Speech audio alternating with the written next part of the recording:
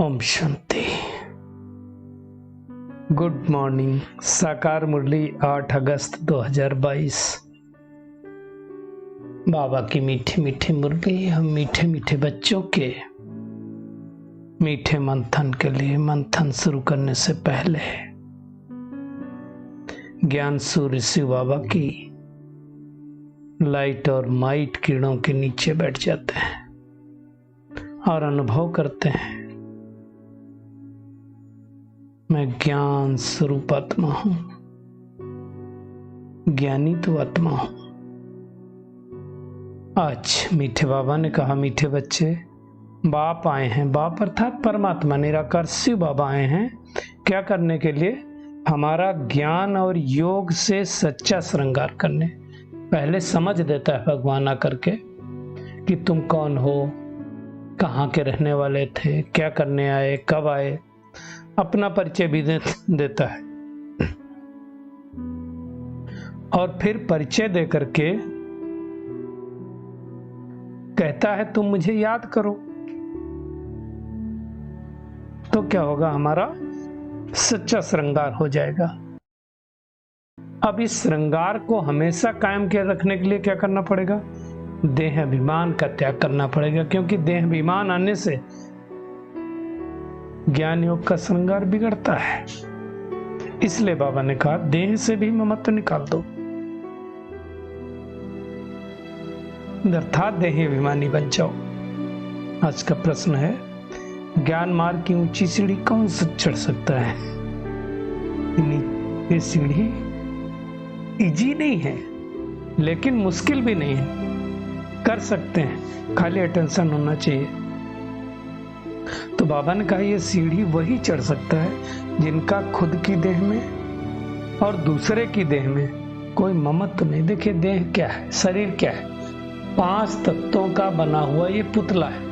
आप देखो, इसलिए जब वो जलाया जाता है तो जलने के बाद क्या बचता है? इतना बड़ा शरीर खत्म हो जाता, कुछ नहीं बचता है, थोड़ी सी राख बचती है। कहा जाता है जितना वजन पैदा होने के समय होता है उतना ही बचता है। मतलब अंदर जो कुछ था सब उड़ गया, प्रकृति था, प्रकृति के 5 तत्वों में मिल गया, तो उसमें कोई ममत्व नहीं रखना। ममत्व, क्योंकि एक्चुअल कौन है? आत्मा। बाबा कहते हैं एक बाप से दिल की सच्ची प्रीत है, जो किसी के नाम रूप में नहीं फंसते हैं, वही ज्ञान मार्ग की ऊंची सीढ़ी चढ़ सकते हैं। नाम रूप में अगर आत्मा फंसी तो समझ लेना वो ज्ञान में ऊंची सीढ़ी नहीं चढ़ सकती, क्योंकि वही याद आता रहेगा, वही व्यक्ति याद आता रहेगा, तो फिर कैसे ऊपर चढ़ेंगे? बाबा कहते हैं जो एक बाप से दिल की मोहब्बत रखते हैं उन बच्चों की सब आशाएं पूरी होती, और जो नाम रूप से फंसते उनकी आशा नहीं पूरी होती। इसलिए बाबा उनको ही वार्निंग देते हैं कि बच्चे तुम 1-2 के नाम रूप में फंसकर अपना पद भ्रष्ट नहीं करो, फिर पद भी नहीं मिलेगा। आज का गीत है, तुम्हें पाके हमने जहां पा लिया है, ये जमी तो जमी आसमां पा लिया है। बाबा ने कहा बच्चों ने तो इस गीत के अर्थ को अच्छी तरह से समझ लिया होगा, तो अर्थ तो क्लियर है। देखो अज्ञानी लोग नहीं जानेंगे, लेकिन हम बाबा के बच्चे तो जानेंगे ना। फिर भी बाबा एक एक लाइन का अर्थ बताते हैं कि भगवान हमें मिल गया तो हमें सारा जहां मिल गया, केवल जमीन नहीं मिली, आसमां भी अपना अधिकार होता है। सतयुग में ऐसा नहीं होता कि तुम मेरे आसमान में प्लेन लेके नहीं आना, तुम ये ऐसा नहीं होता है, मेरे यहाँ का पानी नहीं यूज करना, ये सब कलयुग में कई बातें हैं। बाबा कहते हैं अर्थ तो बहुत सहज है, तुम सोचो अपने आप से कि मैं कौन हूं, तो अंदर से जवाब आएगा कि हम ब्राह्मण ब्राह्मणियां हैं। ब्राह्मण ब्राह्मणियां अर्थात जो ब्रह्मा मुख वंशावली बने। देखो शिव वंशी तो सारी दुनिया है, लेकिन जो ब्रह्मा मुख द्वारा शिव परमात्मा का ज्ञान सुन करके उनको याद करते हैं, उनकी सारी धरती आसमान सब कुछ उनका हो जाता है। अर्थात विश्व की बादशाही बाबा से हम बच्चे ले लेते हैं। और कल्प कल्प ऐसी वर्षा लेते हैं, एक कल्प की कोई बात नहीं है। ऐसे समय में हमारा राज्य चलता है जब वहां कोई हमारी राजाई लेने वाला होता नहीं, इवन चंद्रवंशी भी नहीं होते हैं। रावण की तो बात ही छोड़ दो। दुनिया में थोड़ी किसी को मालूम है वर्षा कैसे पाया, कैसे गंवाया। यही वो समय है जब भगवान हमको सृष्टि चक्र का आकर के नॉलेज देता है, फिर ये नॉलेज गुम हो जाती है।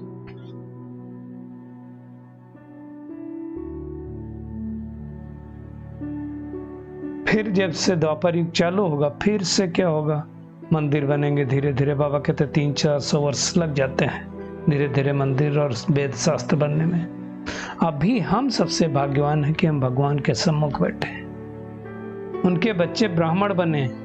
अभी हम वर्षा ले रहे हैं और हम सृष्टि के आदि मध्य अंत को जानते हैं।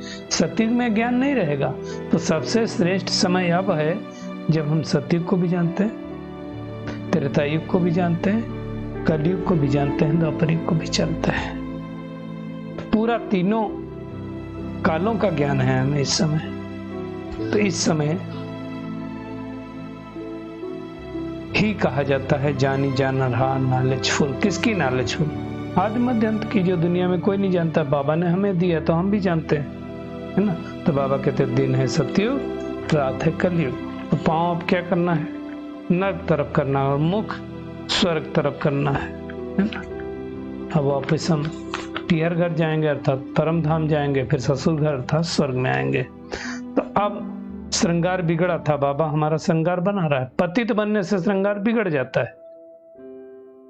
सारी दुनिया तो पतित पापी नीच गाती भी रहती, बन भी गई, बेगुड़ी हो गए। अब हम बेगुड़ी से गुणवान बन रहे हैं। तो बाबा ने कहा अब तुम गुणवान अगर बन रहे हो तो कोई पाप कर्म भी नहीं करोगे और कोई तमो प्रधान चीज भी नहीं खाओगे।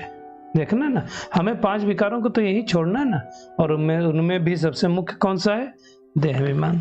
तो बाबा बार बार समझाते इस देह से मोह मत छोड़ दो और श्रीमत पर चलो। अगर श्रीमत पर नहीं चलेंगे तो उच्च पद पा नहीं सकते, है ना। जितना बाबा से हमारी मोहब्बत होगी उतना हमारी आशाएं पूरी होती जाएंगी। हम सब आशिक हैं उस एक मासूक के। वो मासूक आया हुआ है हमारी आस पूरी करने के लिए। कौन सी आस पूरी करता है? सतयुग के वर्षे की आस। तो उसको बड़े प्यार से याद करना है। दुनिया में बाप और प्रॉपर्टी, अगर कोई किसी का वारिस बनता है तो उसको बाप और प्रॉपर्टी याद आती है, वो हद की बात है। हमें तो बेहद का बाप, अलौकिक बाप, जो सभी का मासूक है, हमें विश्व की बादशाही देते हैं। तो हम कितने भाग्यशाली हैं। ऐसी बादशाही जहां कोई उपद्रव नहीं होता, कोई दुखी नहीं होता, कोई परेशान नहीं होता है ना। तो हमें भी ये अंदर से उत्कंठा होनी चाहिए कि हम कैसे महाराजा महारानी बने, कैसे बाप दादा के पद चिन्हों पर चलें। आजकल दुनिया में खास करके भारत में क्या बोलते हैं? वंदे मातरम। भारत माता की वंदना करते हैं। वो सोचते हैं वास्तव में उन माताओं की वंदना होती है जो भारत को स्वर्ग बनाने की सेवा करते हैं। तो बाबा कहते हैं सारे भारत की वंदना करनी चाहिए। वंदना किसकी की जाती? पवित्र की। बाबा कहते तुम शक्तियां हो, सुदर्शन चक्रधारी हो, जिन्होंने भारत को स्वर्ग बनाया। कब बनाया? जब भगवान स्वयं आकर के भारत में ब्रह्मातन में प्रवेश किया, जिसको भागीरथ नंदीगण भी कहते हैं। उन्होंने तो फिर नंदीगण जानवर दिखा दिया, जानवर नहीं होता है कोई। बाबा कहते तुम राज ऋषि हो। राज ऋषि किसको कहा जाता है? ऋषि उनको कहा जाता है जो पवित्र रहते हैं। और राज ऋषि किसको कहा जाता है? जो कर्मेंद्रियों का राजा होता है, अर्थात घर बार संभालता है, बाहर जाने की बात थोड़ी है। तो बाबा कहते धीरे धीरे तुम घर गृहस्थ में रहते पवित्र बनते जाएंगे।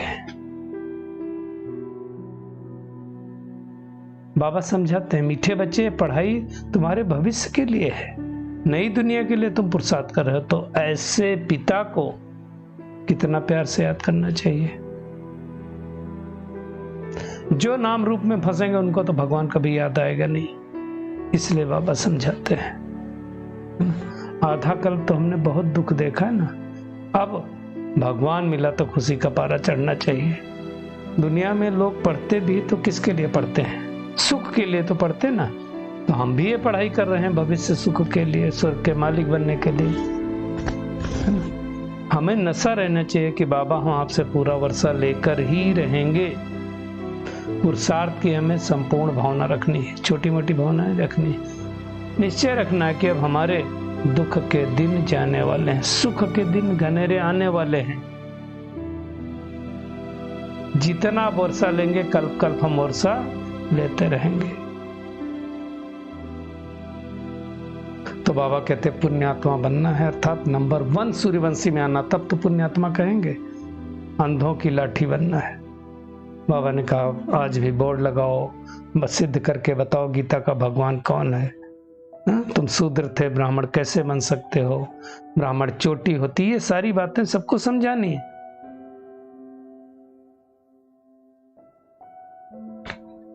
ये सृष्टि परिवर्तित होगी तो कैसे हम अमर लोक में जाएंगे, सारी बातों का ज्ञान सबको समझाना है।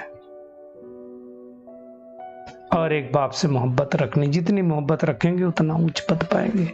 यज्ञ तप जप से भगवान नहीं मिलता, उससे तो हम नीचे उतरते हैं। राजयोग के द्वारा परमात्मा को जानना है और उनको याद करना है।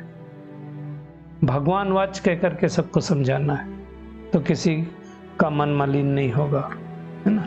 आत्मा के पंख टूट गए थे ना, बाबा ने दे दिए। तो ऐसी ऐसी बातें सबको समझानी है, देह का भान तोड़ना है। तो आज का होमवर्क क्या है? एक तो ज्ञान योग से भगवान हमारा श्रृंगार करने आया है, इसलिए देह अभिमान में नहीं आना है। देह अभिमान बस कभी रूठना भी नहीं, साकार द्वारा निराकार की मत लेनी है।